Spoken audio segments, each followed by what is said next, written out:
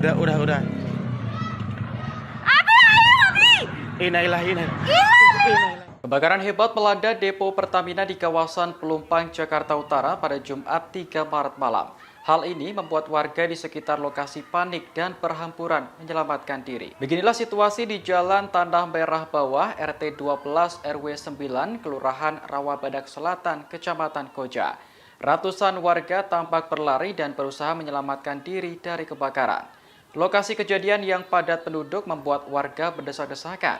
Sementara itu, api yang berasal dari depo Pertamina tampak membumbung tinggi. Petugas pemadam kebakaran langsung menuju ke lokasi untuk memadamkan api. Hingga saat ini masih belum diketahui penyebab pasti kebakaran.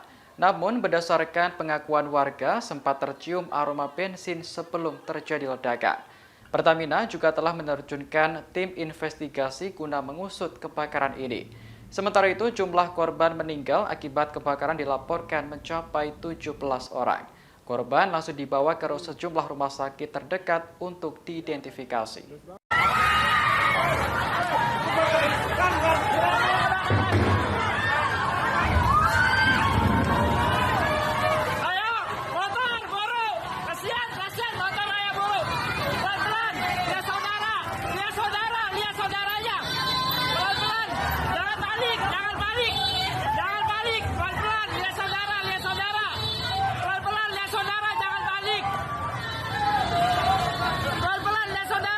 Terima kasih sudah nonton. Jangan lupa like, subscribe, dan share ya.